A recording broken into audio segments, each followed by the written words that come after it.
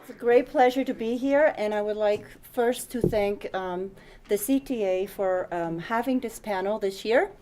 We've tried to have it last year, but I was too late with my proposal, so thanks to you all. We are having it this year.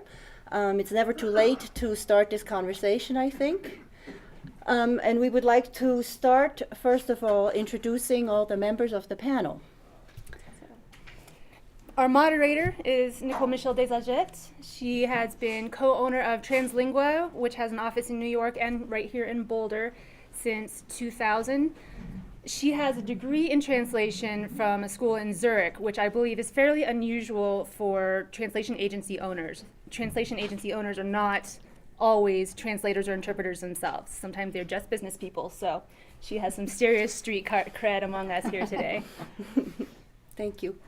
I would like to start with Andy, since he so graciously volunteered to introduce me. I'll introduce Andy. I won't take a lot of time. We got to know each other when she was fresh out of college. She applied for a project manager's position. And at that time, my mother worked for us in our agency and picked up her resume and said, "That looks really interesting." And she comes from a school that even has a translation degree program. So she came to us fresh out of college and worked for us for several years in New York and in Boulder. And we're still friends and we're still colleagues. We're still working together. Can you describe your background a little bit for us? I got a bachelor's in French from the University of Rochester in upstate New York, and then did my master's in translation at Kent State. I spent some time in France and then in Switzerland, which is, I think, kind of what piqued Nicole's interest. And I've been translating full-time since 2011.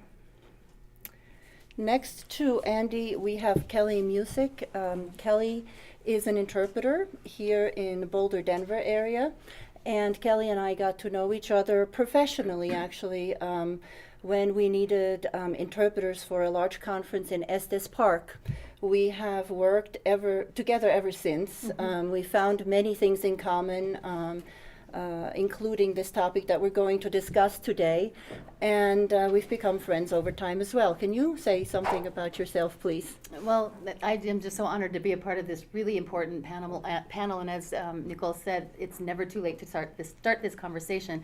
My basic background is that I went to undergraduate school at Lewis and Clark College in Portland, Oregon, got a degree in foreign languages, and then went on to do master's studies at Monterey Institute of International Studies and then University of Puerto Rico.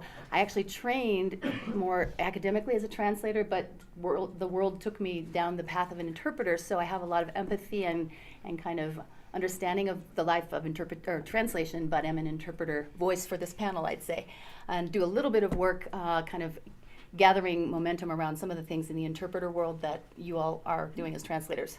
Exactly. Thank you very much. And last but not least, my colleague Stephen Lank here from Chesco. Yes. And we were actually connecting last year at this same conference for the first time. And we are continuing our conversation about various topics in the industry. We're both working for smaller LSPs. We're both, I think, faced with similar challenges. And why don't you tell us a little bit about your background as well? Okay, I've been working in the industry since 1987. I've got my master's degree from the Monterey Institute of International Studies, now the Middlebury Institute, and translation and interpreting for Spanish. But I've always worked on the agency side of things, the company side. I went after graduation directly into that. I've had experience working overseas. I was in Dublin for a while. I worked at a software localization company there. I was in Madrid for a while. I worked at a medical device localization company there. And then I came to Denver. That's how I got involved with CTA and all you wonderful people. And now I work for Chesco, Giovanna, here in the front row, keeping an eye on me. But I work from Washington, D.C. I'm based in Washington, D.C., and I work remotely, and I manage the translation side of that business. But I also am involved in industry standards, so I volunteer on the ASTM Standards Committee. I teach at the University of Maryland, so I'm on the teaching side, and I also volunteer on the board of the European Language Industry Association. So I'm kind of spread. I'm all everywhere. Fortunately or unfortunately, it depends on who you talk to. Thank you very much. Sure. A little bit more about my background, just a touch. Grew up in Switzerland, multilingual environment, and basically learned 2 languages as a child, then was exposed to more at school, and pretty much knew that I wanted to be in language. Went to the Dolmetscherschule Zürich and got my BA there, and came to the United States. And pretty much very soon started working in a translation agency, then called the Language Lab. It was in New York. The Language Lab owners decided to retire in 2000 and asked me and another project manager if we wanted to take over the company. And we looked at each other, we're scared, and we said, oh my goodness, but we did it, we braved it, and here we are, we're still here. We're trying to develop the business continuously. We know our interpreters and translators very well because we're both from translator-interpreter background. My partner Ilaria is a translator as well. She does Italian, and she has also studied Chinese and Russian. So that makes us very close in touch with the industry, with translators. Now, to the subject of our panel today, we're very excited to be here, and we don't really want to waste anybody's time with things that everybody already knows. We all know that the industry is facing some challenges and has been exposed to that for a while now, with machine translation on the rise, Google Translate, everything that comes with the territory, with some misinformation out there about those machine translations, with some misinformation about CAT tools and what they can be used for. So we want to address the perceptions that clients have of us and of our profession. We would like to address some of the linguists' fears maybe and behaviors around that topic. We want to discuss it here. We invite your comments and suggestions along the way, because what we would like to do is not just discuss it, we would like to kind of form a foundation with this discussion for future action, so we can, as a profession, be viewed a little differently, become more respected, and have some standards that will help all of us. So I would like to start maybe with a broader topic that will lead to other things. And I would like to talk about image for a second. It's just over the years, I have noticed that the translator doesn't have a very good image in the public eye. With very good, I mean we're not viewed as an important profession. We just talked about that before. The government, for example, classifies us as administrative assistants, not as a professional service, which has other consequences, meaning how much we can get paid, how much the government can spend on our services. So it has to do, some of it has to do with image, and this image also stems from the fact that we always talk in words and sense, and I think the fact that we talk about words and sense cheapens us a little bit in the public eye as well. Our translation company has made an effort over time not to give out prices to clients on a per word basis, and we still don't. We give our clients per project prices. I believe that it's a better approach. I think it gives the client actual sense of value. They're spending money on a valuable service. They're not just giving cents per word. So that's a perception issue, but that perception carries, it goes a long way, I think. So in the way that we address our clients, we probably all have a common responsibility to kind of further that image. So in order to create an image that doesn't mean, just assistant services, cheap, etc., I think we all have a job to do. And Andy, I think, is going to start talking a little bit about client perceptions, right? Mm-hmm. And what we can do, maybe. And then anybody who wants to chime in on top of the panel, please feel free to raise your hand and let us know if you have a contribution as well. Thank you, Nicole. She's absolutely right, and you know it. Clients don't understand translation. I can't tell you how many people I've met. I tell them what I do, and they say, "Oh, I didn't know that was a job. I didn't know that was an industry." I heard a story about a man. He had a presentation, a PowerPoint presentation that he was going to present at the Louvre, which is one of the most absolutely famous art museums in the world. He didn't know he could ask someone to professionally translate this into French for him. So what did he do? He found a barista who spoke French and had her translate it for him. Would you ever agree to give a presentation at a major company that was translated by your local Starbucks barista? No, you would not. So clients don't understand that we even exist. The ones that do don't always understand what it is we do. They don't understand that we aren't just bilingual, it's much more than that. They don't understand that machine translation is not all that it's cracked up to be, everything that they think it is. And for clients who have heard of cat tools, they think they're very clever. But they think that that's some sort of magic machine where you stick in a translation and it just kind of pops out the other side. They don't understand that humans are populating it. It needs to be managed correctly and used only on certain types of texts. It's not great for every type of text out there. Okay, so what can we do? I think one thing we need to remember is that clients are not out to get us, first of all. They're not out to cheat us. They're not out for anything like that. They're just like us. They want value for their dollar. And I think if we explain to them what our value is, they'll be much more willing to part with that dollar because they'll see that they're not getting nothing for it, okay? I suggest we embrace technology. Technology is here whether we like it or not, and it can be used for good things. I mean, they're used in heart surgery nowadays. I wouldn't undergo heart surgery without technology, right? Yeah. So it has its place, it has its purpose, but it has to be used correctly. Mm-hmm.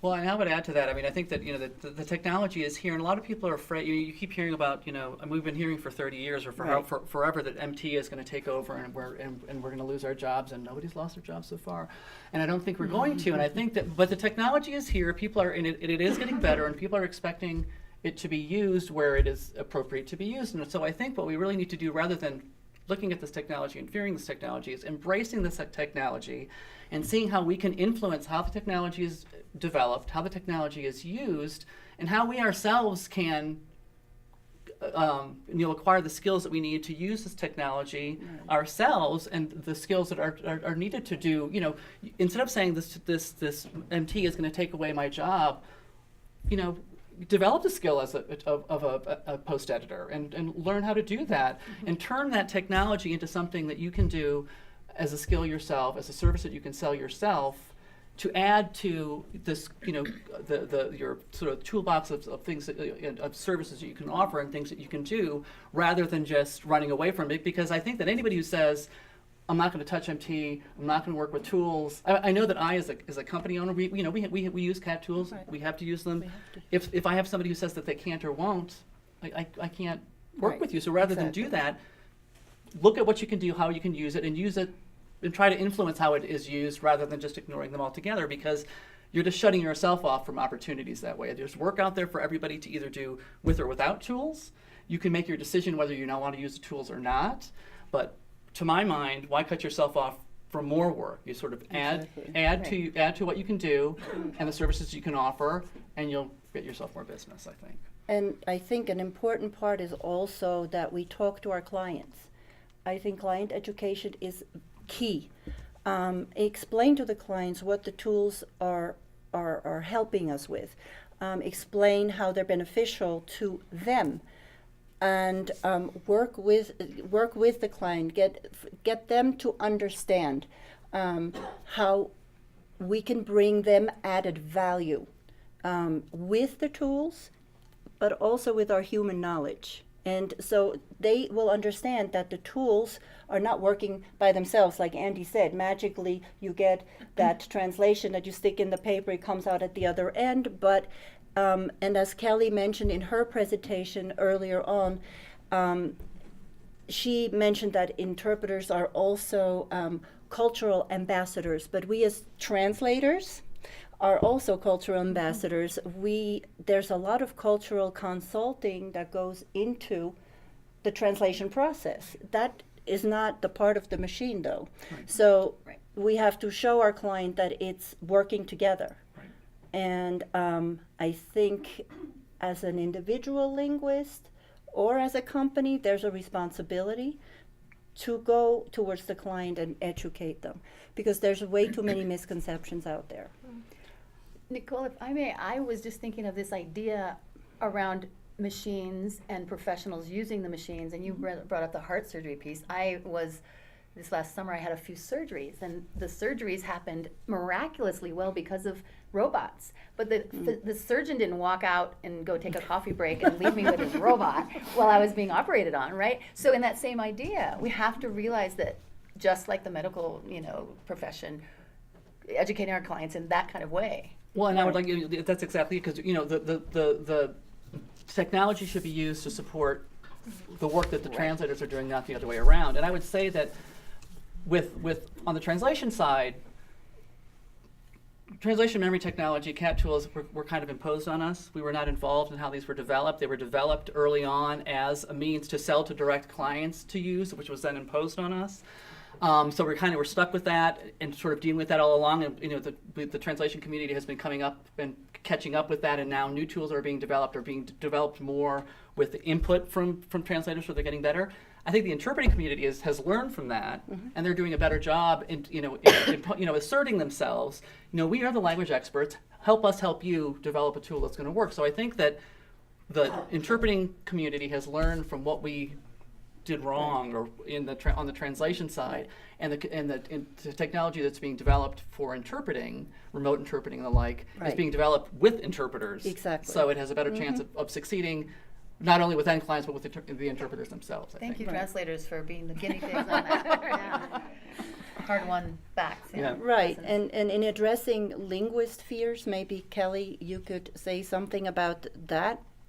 Yeah, it's interesting because, again, I know a lot about what the translation side does, but I admittedly have a lot more experience in interpretation, and I think the crossover here is this idea around, again, our clients not understanding exactly what we do when we're interpreting or translating, and that they really do kind of figure that we're just these machines, that we hear something and we can spit it out in the other language, and that it's pretty easy and pretty automatic, and that it doesn't take much education. And it's amazing to me how all of these conclusions have been jumped to by our clients, but we have to face the fact that has happened. And so therefore, interpreting often in a similar way to the machine translation piece gets, our clients often think, well, why should I pay this price for you and your excellence when really, my aunt speaks some Spanish and she could do this, or or we will bring the child of this mother into a clinic and the child can interpret for the mother in a clinical Right. setting. So we all know these things. I'm speaking to the choir here, but I think the thing that we need to look at is it's important to have the confidence and the steadfastness and the clarity of the skill set we have as interpreters and translators, and present to our clients that way, so that they don't think that it's just an expensive way of getting the same job done to pay a professional interpreter versus, again, a 6-year-old child of the mother.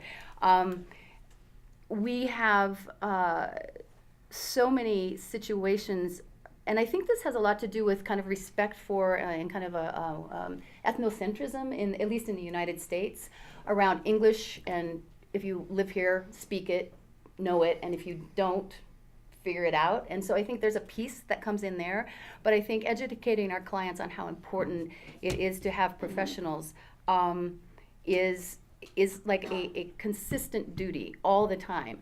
And one of the things that recently we've been able to do in the courts and the certification groups is that we've been able to come together and say, not only is this something that will have legal ramifications if you don't have a professional doing it, but also because it takes training and education and all of these things to hit this certain level of interpretation, and there are many above that, a certain wage goes along with that. And that's not price setting or anything. It's just, this is what, if you have a professional licensed plumber, you're going to pay a certain level of market, you get what you pay for. And so anywhere from that to just having like criteria set on how this role is carried out, we see in the language interpreting world as much as you would do in the translation world. So. Go ahead. Go Go ahead. breath. No, I just to add to that. I mean, I think part of the problem that we have, particularly here in the U.S., it's not only somebody going down to the corner to the barista to get something done. It's part of it is that many of the clients that we're dealing with here in the U.S. don't have a second language themselves, so they don't understand what language acquisition is like, and they say, well, I speak English. I learned, how hard could it be? So they don't understand that. So that education piece is really important. Mm-hmm. So the flip side of that is because they don't have a second language necessarily, or they don't know what it's like what it is to interpret or to translate or even to learn a second language as an adult. They can't evaluate the product that they're getting. So they don't know that the product that you're giving them is better than the product that you're giving them. And they might say, well, she looks really put together and professional. And this other person here, they can't tell you. They don't know for sure. So that education piece is really, really important. And I think that we do have to consistently and constantly educate. I mean, people will come to you and say, have said to me, and I tell my students this, and I tell all the professionals I know, don't let somebody tell you what your value is. You tell them what your value is. Yes, And exactly. somebody will come to you and say, well, you're too expensive. No, I'm not too expensive. You can't afford me. I understand that you can't afford that, and that's not in your budget. So go to this person, and when you need to have it fixed, come back, and we'll help you. Right. And So- it always happens that way. Exactly, and it Right. does. And those are the clients the ones who come back to You you. keep 'em. Those are Those keepers. are keepers, yeah. So I would say to you, and I think it really is. It's just the part of like asserting ourselves and like talking to the developers about how they develop tools and talking to clients about, you may think this, but this is not really. This is what you think you want, but this is what you really want.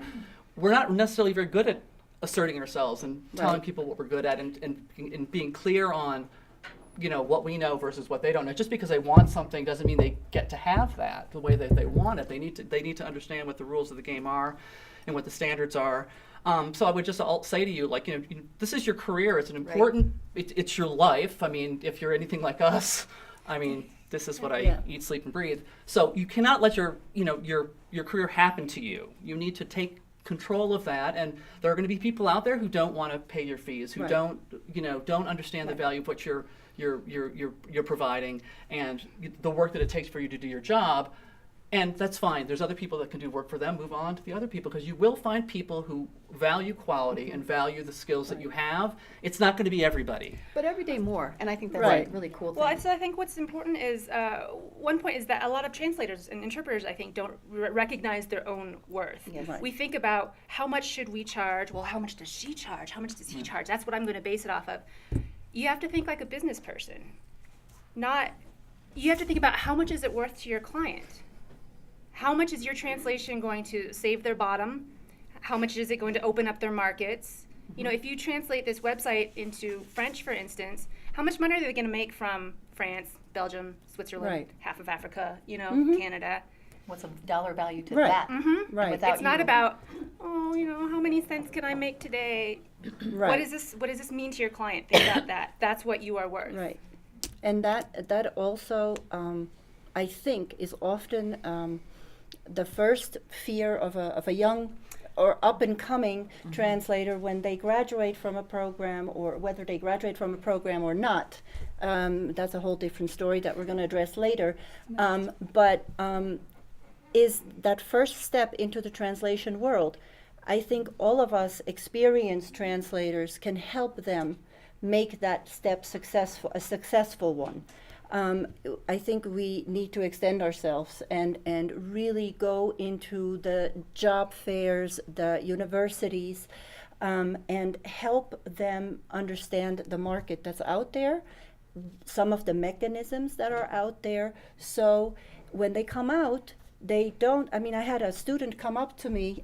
I had a panel at NYU in New York, and she said, well, I was offered such and such for per page, for 30 pages. It had to be done the next day. And I said yes. And I said, why did you say yes? She said, well, I'm so inexperienced and I have to make a beginning in this profession. And I said, well, I think you could do it in a different way, because you're not helping yourself and you're not helping all of us. Because when you start doing those things, you are also undermining the rest of the profession. Whether it's crowdsourcing or doing it for, peanuts, it doesn't matter.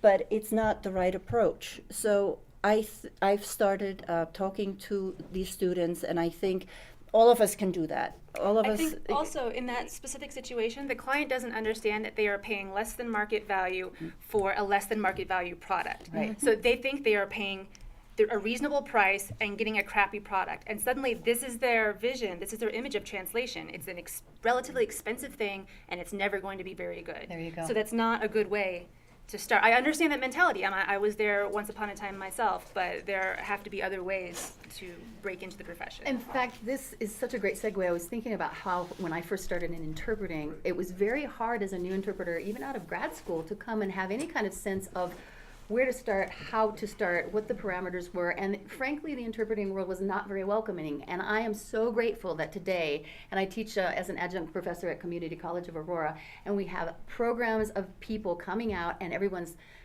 pulling them forward and saying, connect with this person, do this, do that, here are the standards, don't take less than this, but don't take this job if you're not ready. And we really are helping one another, and that avoids a lot of these things. Because there's plenty of work for good linguists. There's plenty of work. And so, busting that myth of if I tell them my secrets, then they're going to take all my work, I think is a super huge step forward for all of us. And I want to congratulate us all for moving to a next step there.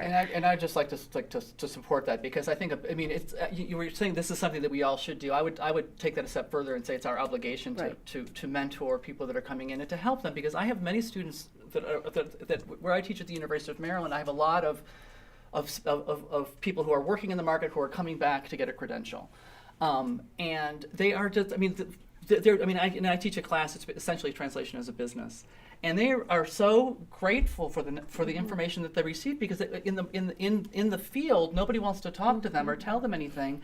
And if somebody coming into the market to work can't get help from people that are there, what can they do? How are they going to get work otherwise than just to undercut everybody and to try to get in? So it's up to us. If we want our profession to be seen as a profession and not as administrative support, it's up to us to make sure that the people that are coming in are qualified and can do the job and are up to the task. So it's and they about can't outreach. do that. Exactly. So they cannot do that if we don't support them. So we really need to do that. I totally agree. Yeah. How many of you have done the ATA school outreach program? Do you know what that is? Yeah. How many of you teach? Okay. Yeah, I think there's opportunities for all of us. Even you guys. You don't have to be specially trained to go out and speak to kids. The ATA has a program online. I think they have a presentation all set up. It has the content and the presentation. You can go to your kid's middle school or elementary school or what have you and tell them, this is a job you can do. It's a legit thing, and it's very interesting.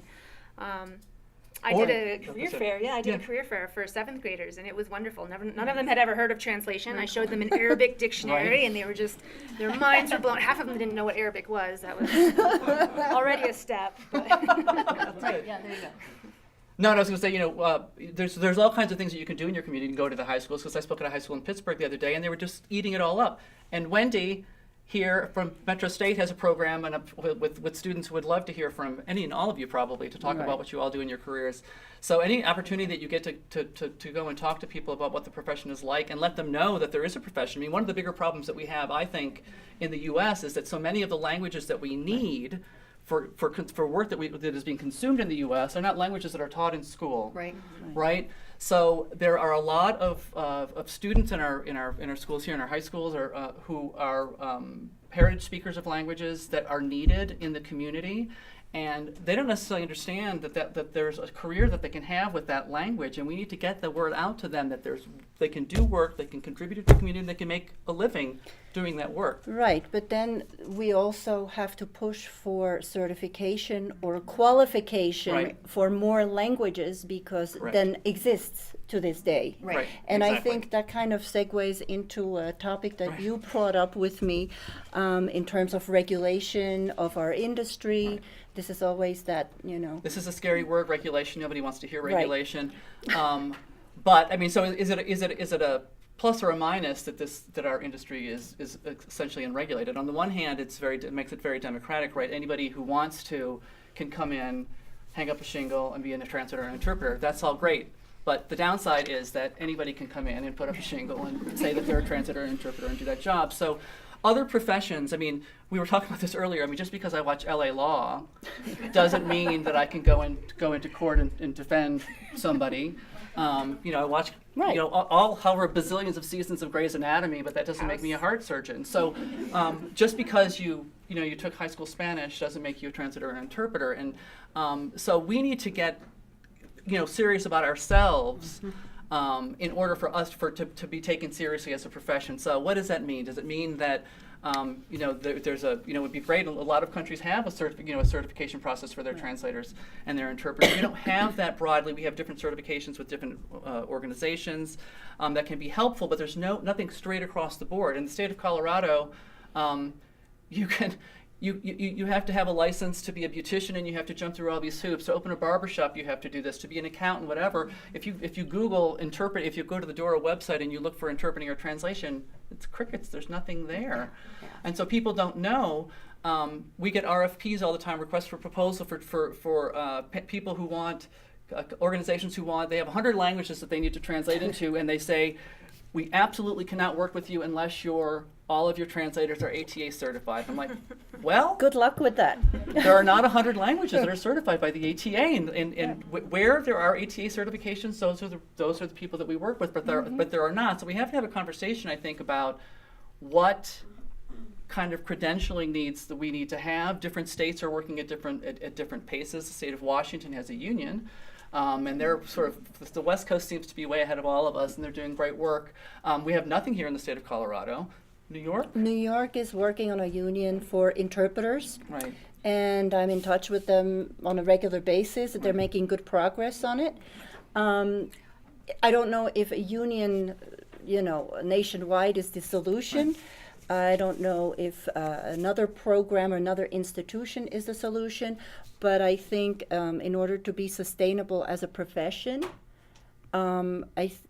we should all think about solutions towards something that will make us more respectable, more accepted as a profession, and that establishes some standards for pay. So I know that's not something that people want to address usually, but it ultimately has to be addressed because everybody, all the professions that we just talked about, CPAs, lawyers, doctors, everybody has standards. They have the bar, they have organizations that regulate or oversee the standards. So I think we should think about that. I want to say, Nicole, I don't know how many people in this audience are aware of it, and it's been an amazing show of how much power we have when we come together. But recently, over the last probably 2 years, a group of about 17 to 20 some court-certified interpreters came together and got a lobbyist, and we were able to lobby our way up to, in the last 2 years, get $10 an hour more. Oh, well done. And we did this because people came together and said, we've got to do something. And the way that we did it wasn't, anything short of saying, this is who we are professionals, we're willing to come to the legislature and say, do you know what we are? And they usually said, do you use those little machines? Are you court reporters? They didn't have any idea what interpreting or translating was. And so once we educated them a bit about it, they were open to hearing. Then they took these bills to the, the legislature, and they got passed. I mean, it is such a rewarding thing to come together and talk about it. By the way, the other piece, because people do get nervous about talking about pay, is now we're looking at standards, and looking at trying to set some more criteria. And I think that the idea would hopefully be to not, again, these are lobbyists, it's not a union, but somehow have something that is on that same page nationwide for all of us who are linguists to have a professional standardization. Just to get that acknowledgement that it is a profession. I think part of the reason that the marketplace doesn't understand what it is that we do or how we do it is that they look at this. There's certifications for some things, but not for others. Some language, there's some of us have university degrees, some of us have certifications, some of us are sworn translators in our countries, and nobody knows what they're supposed to do and what that means. So basically, they're just like, well, you're cheaper, so I'm going to use you. Yeah, right. Well, and they can't evaluate. They have no way of evaluating the quality of your work, maybe themselves. And so they pass your stuff to be reviewed by the person who's got the barista down the block, and he says, I don't know. So because there's no clear set of criteria for evaluating somebody's credentials or somebody's skills, that's what they fall for. But what we also have, while we don't have this credentialing process across the board in the U.S., what we do have are standards that we have in the U.S. We have a translation through ASTM. We have a translation standard F2575. We have an interpreting standard F2089. We have now a standard that was just published in 2018 at the beginning of the year for language service companies and how those need to be set up. So we do have standards, and whereas we don't have a credentialing process across the board, you should all become familiar with those standards because they're great to use as educational tools for your clients. Because it was like somebody said earlier, if you have standards of practice or codes of ethics, it's not that I won't do this, it's that I'm not allowed to do this by this code. You don't have to If decide. you've got a third-party document that you can show to somebody and say to them, it's not that I won't do this, or it's not that, but this is the way it's supposed to be done. These are the best practices. And you can hand that to them. That supports what it is that you're doing and how you're doing your work. But on the sort of the career development path, developing yourself further in order to make yourself more professional, we've got to make that, there's got to be some initiative, some reason to do that, because right now we can have people who take interpreting trainings or get certified, get the medical certifications, whatever, Right. but if they go out into the marketplace and the people who don't have any training are getting the same rate of pay as they are, who have invested in their career development and ensuring that they can provide a quality service. Right. If they've spent all that money to do that, and this person over here has done nothing, and they're getting the same thing and the same work, why would you do that? So we as a profession need to ensure that that we are valuing ourselves the training, and if we value that, then ultimately the marketplace will. But until the client demands it, if a hospital says, oh, we want certified translators, but we're only going to pay this, you can't do that. It won't work. So we need to value it ourselves, and then ultimately the market will value it, hopefully, eventually. Yeah, and so it has become a conversation about value and values. I think it's very appropriate. I saw a hand down there and up there. Go ahead. I just wanted to come back to what Andy kind of started out with in terms of speaking to the consumer, because we're talking about the consumer having respect. And it's like, okay, if in my house, I'm probably going to hire a master plumber for certain things, but I'm going to call my handyman down the block for other things. But the risk is where the decision gets made. And I don't think, maybe we need a national campaign or something, but I don't think that translation has a presence with the consumer because they don't know the risks. So, if we show them, we all have funny translation experiences, right? Where the product looks ridiculous in front of, the audience or whatever is happening. And we can show that to our clients. We can show that to I think that translation is consumer? an immense component of all of this, maybe the only component, I don't know, is client education. There's a fundamental misunderstanding of what it is we do and don't do. Why it's important. Yes, and what's important, why it's important, what it is that we do for them. So the $65,000 question is, how do we solve that? And it may be not just funny, but it may be really dangerous. And I think that's so, I don't want to pressure people to do things, but maybe it's good to scare them sometimes and say, you could have a multi-million-dollar lawsuit on your hands if you don't use qualified people. That's what happens in other professions too. Absolutely. So, And I think, go ahead. Go ahead. You cannot defend a profession if there is no existence of a profession. that's exactly So what if you this go is to the about. DORA, which is the Division of Regulatory Affairs, and we have already said about this in this same room several years ago Yep. and since, Mhm. DORA has the ability and the prerogative to regulate professions in Colorado. So I cannot have my hair done if that professional has gone through the licensure, has done so many hours of practice with a fully licensed hairdresser and blah, blah, blah. You go look for an interpreter, go look for a translator on the DORA website and you find translated by Google, and you look for an interpreter and it says, word not found.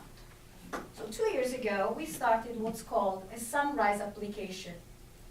A sunrise application is a set of 25 or 27 questions that they have about a new profession that you think should be regulated. We did it. We presented a full-fledged list of multi-million-dollar lawsuits that were paid because of language issues. We put them in contact with people in Washington, people of standards, California, Oregon. All these states have advanced the profession because they have not organizations, they have lobbies. They have advocacy groups made of professionals in this room that do not talk about this only once a year, but continuously, to go back to your example. Yes. But we're not organized in Colorado because Right. the organizations that should do advocacy, they don't. Okay. And so after 1 year, DORA said, oh, we don't need to regulate the profession in Colorado. And I have a nice stack of 40 pages to tell me that we, ladies and gentlemen, don't need to regulate our profession. So that's, the good news is we're here to change that, right? Exactly. And to create, I would like to say that we as a panel would like to present this as an opportunity and as a platform to continue. This is not a one-time panel. We would like to have the opportunity to engage as many people as possible, to create a movement, to create an organization that will lobby on our behalf so that we are accepted as a profession and so that we can set those standards and that we get the pay that we deserve. Amanda? Yeah, so back to the client education. I want to talk about something that I recently did, okay? We are so invisible as a profession that, this is about 3 weeks ago.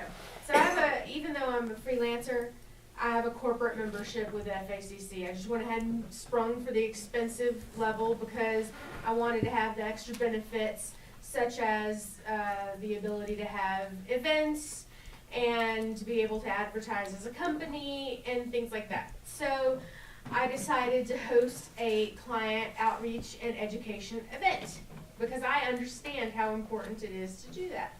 So both myself and the French Chamber of Commerce sent out, we had a very long and aggressive advertising campaign about the event.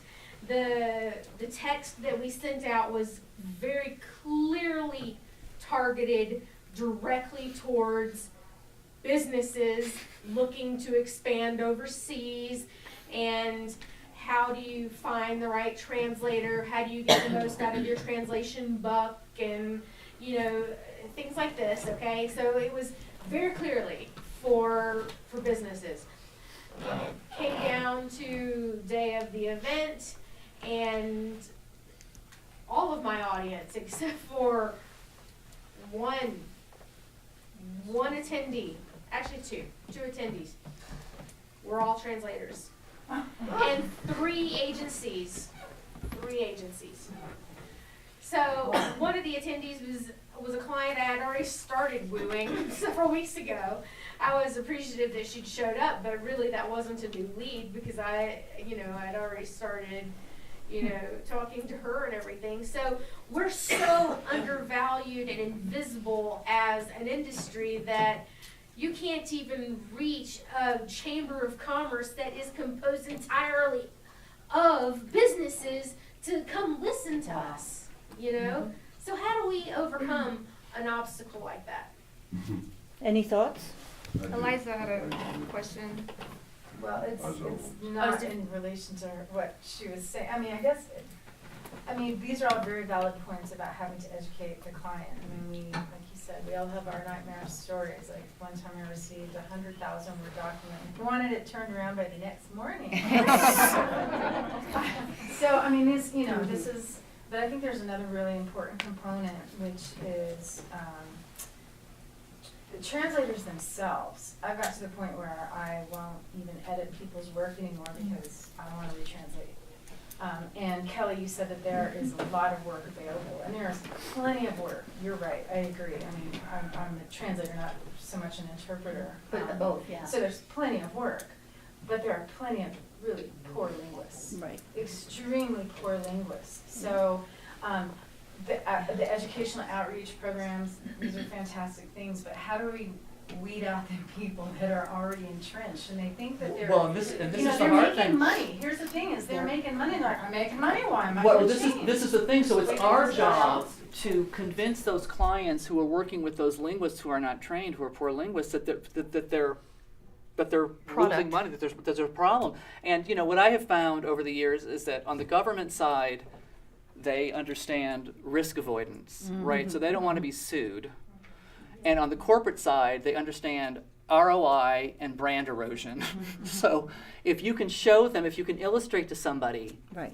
Using what those. they have given you, the work that they are being given, that you're editing is substandard. Because I think what a lot of times what happens is they give the work for translation to somebody who's cheap, and then they give it to somebody who's good to fix it. So we just, if we all just say no to that. Right.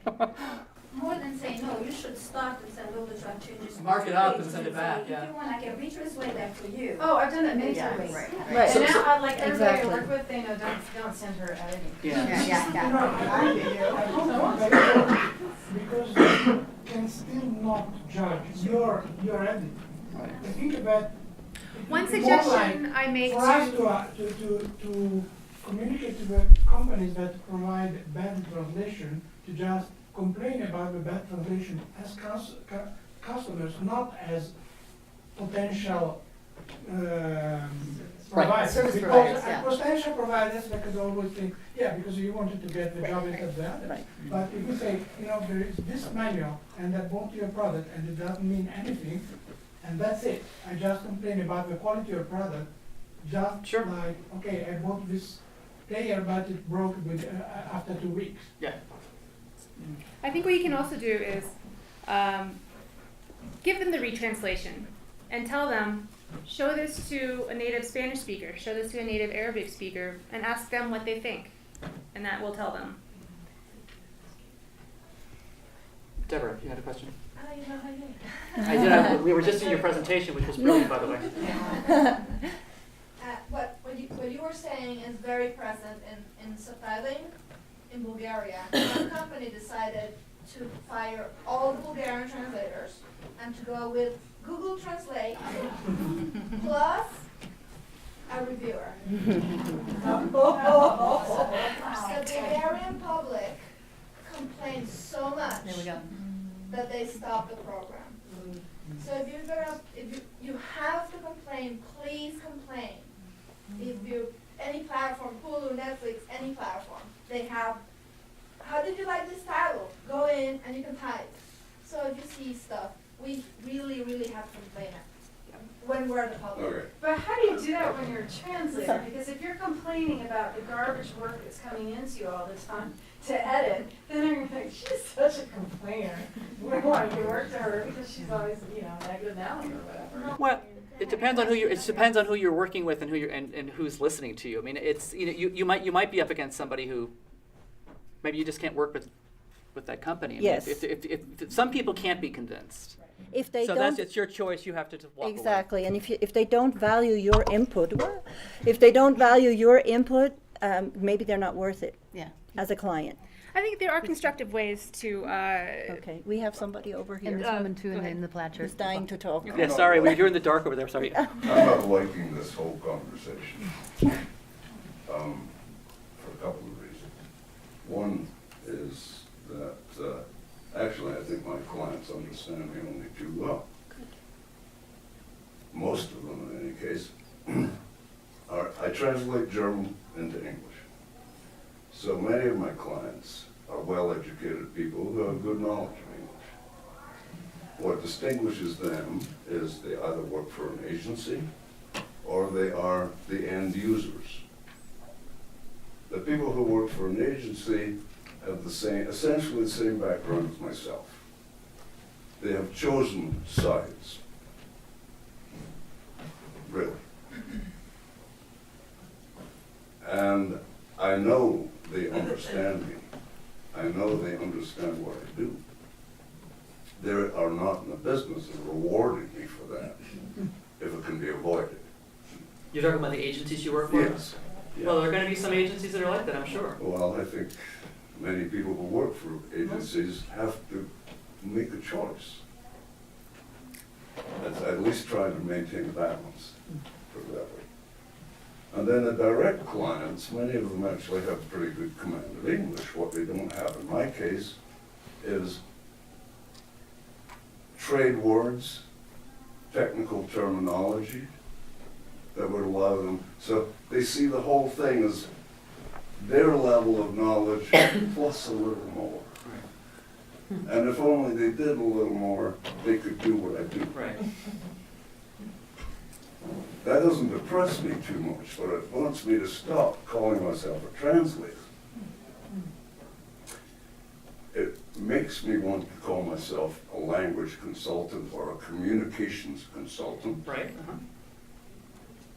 And it makes me particularly not want to do piecework. Piecework in the working population of the United States was essentially outlawed in the 1920s. Yet, our friends, SDL and others, have really structured the business of translation by insisting that word counts, I'm very carried away here, insisting that word counts are somehow the measure of what you do. If you wish to be regarded as a professional, you do not charge by the number of injections you give your clients, your patients. You have another measure of how you value your time. And not all which words is are what it created all equal is. either. No, but it's a terrible way of measuring complexity Exactly. or difficulty, how much Right. effort you put into Right. something. So my question to you I'm is, so why do you glad. not? Yeah, I'm done. I'm really Thank you. glad. I'm really glad you brought this up because this is what I keep telling some of the clients who don't understand that. You know, they ask me, oh, you gave me a project price of, I don't know, some $1,000. I got prices from 2 other companies and they gave me per word prices. Why? Why are you different? And I said, because translation is not something that you can measure by the value of each word, because it's more complex than that. And we are not just translators of words, we are communicators. We help other people, and the goal should be to help other people communicate with each other Transferring ideas. Yep. and understanding each other. So what goes into that? Not just the word by word. You have a huge consulting piece in there. You have the cultural aspect in there, and all that knowledge that you have, now, after a certain year of profession, you can bring to the table and tell your client, well, you know, maybe you should change the picture in that brochure. You say, why? Well, you know, if you go to Africa, maybe you shouldn't have white people in there. That is blatant, you know. But there's several things that we bring to the table that clients don't realize. And I'm very happy that you brought that up, and that's a big piece of the whole puzzle. Yes? I made the move about 2 years ago to actively quote per project. I have about half, I'm a freelancer, and I have about half agency and half direct customers. So for what it's worth, anecdotally, none of the direct customers complain, ever, not once. Right. And about half of the agencies did not complain either. So it is absolutely possible to switch to per project, flat fee, occasionally hourly rates for editing, but even I generally do a flat fee for editing. And it's a question of like you educating the people as to why, as you were saying, because I mean we're stuck with this model. That's what the marketplace is used to, and getting them out of that is hard, but obviously not impossible. It's not We impossible. set our standards. You said it earlier. Exactly. Most of them just accepted it. Most of them accepted it without questions. Right, And didn't even, I just give a flat free every time, right. And they obviously understand what value comes with that. hopefully. Okay. Victoria, you had a question? Just talking about that value and about thinking about the first presentation of this morning, the keynote presentation about making a list of the assets that we have and the liabilities.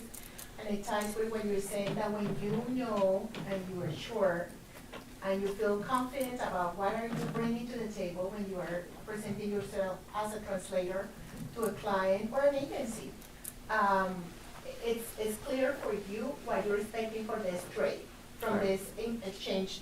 So, and I work in an agency, and an advertising agency, but I also do freelance work. So I get to see both worlds, because I work with an agency, I work with translators, and I am a client, I am in the other side, so I get to see, and I just, because of, I'm used to bill by the hours on my agency, it makes sense many times to bill by the hour, by project, stuff like that, because I can see everything that is involved in a project. Sometimes when you're just working as a translator, that you are handed something, you don't know what's behind. All the things that are behind, and all the budget that is behind. Many translators don't know. The translations agency might or might not know, but if you're working with your clients, there are many times more budget than you might think. So that is important to learn about the industry, to learn what are the prices, what creating a brochure for a pharmaceutical company costs.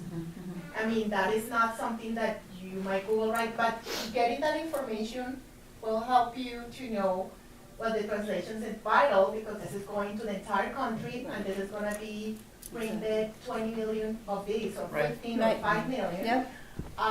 Charging $200 for that doesn't make sense. Right, absolutely. Doesn't make sense. That's a very good point. So all of those things, also getting knowledgeable about the industry, costs, and all those things, it helps to make your offer and feel more wholesome about what you bring to the table.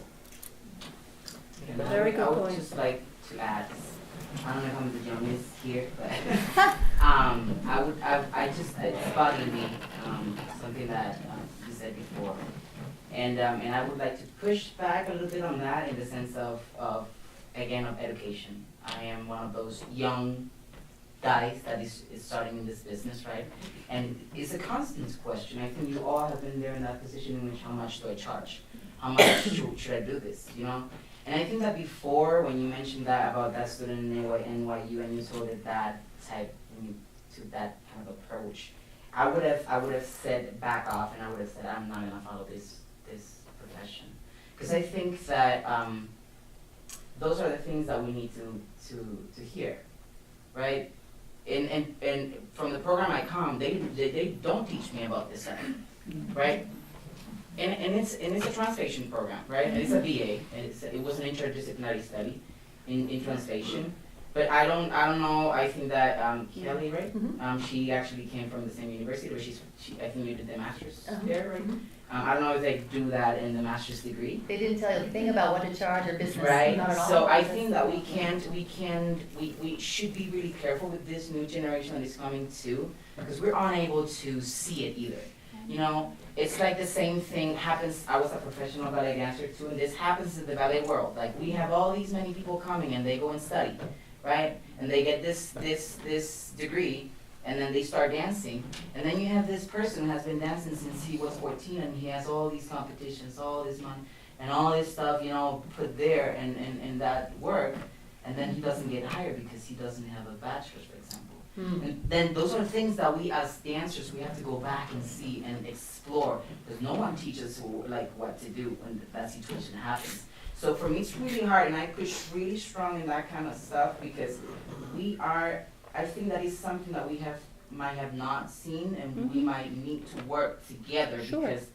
Because if I'm here and I'm listening to this, and I am blown away, because I can't believe that my program didn't taught me that, you know? Well, and that's yeah. And it's really, for me, it's really hard to listen this from this conference. Like, you shouldn't do that, because you're affecting the image of the translator. That's a really strong position for me as someone that is starting, because I freaked out and I say, well, I just will go back to walking.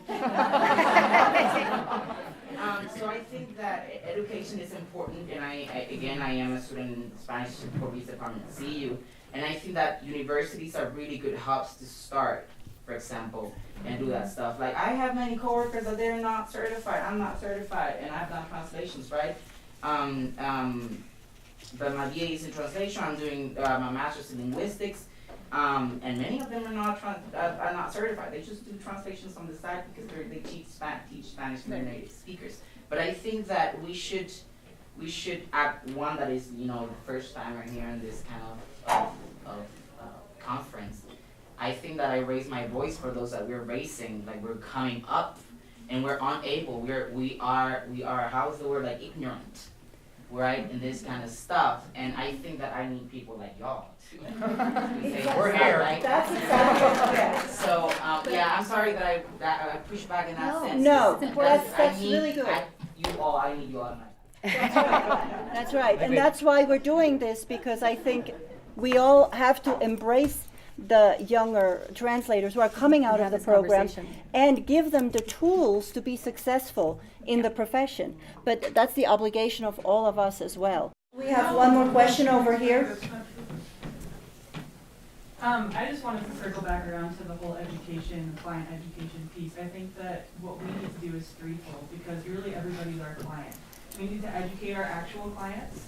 We need to educate the people that we meet on the street. We need to be ambassadors for translation. I work at a yarn store one night a week, and I can't tell you how many people are like, what's your day job? And they've never heard of a translator, I don't know what it is. And they're like, oh, I have something that I just could use you. There you go. Yeah. It happens all the time. And then as a third piece, educating the students that are coming Exactly. in. Because I'm a fairly new translator myself, with only about 5 years under my belt. And to me, coming in, it was like a big giant black hole. You had no idea what was happening. And it was thanks to CTA that I learned how to be a translator and what to charge and all that kind of thing. And I think it's really important to educate everyone. Like, educate your clients, educate the public, anybody you meet, and the students that are coming in. And it's also fair to say that it's, you know, the number does not really mean everything. Because in that number, there is the experience, there is the field, there is the specialization, there is the negotiation that you do, the volume, a client, a big client, a smaller client. But definitely some ranges are worth to talk in the industry. Because believe me, even those that sit at the agency, it's a nightmare. So they look at us agency as, oh my God, I don't want to work with you because you're going to get a bigger pie.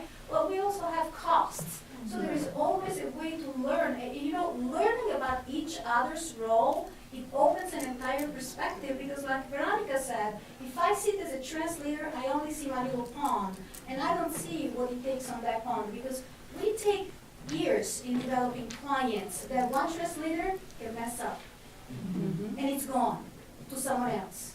So you see, then the discussion is worth for everybody, because, ladies and gentlemen, we are on the same boat sailing together. That's right. Point of actuality here. As an organization,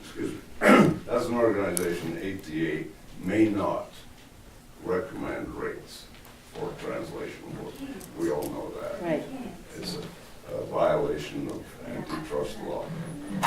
This organization would be in the same position. However, the German Translators Association conducts an annual survey of what translators charge their members, and they publish the results. It's not a recommendation in any shape or form. It's simply an observation of the state of the market. Very important point. Yep. Thank you. CTA publishes similar Right, survey. and on that note, we probably have to wrap up this conversation. I would like to thank everybody for your participation, and if you have any thoughts, before we all leave, if you have any thoughts, any suggestions on where we go from here, because we do want to make this a really sustainable effort, and we might want to come back next year and see where we are with progress, because I would like to hold everybody accountable and for not just talking, including myself.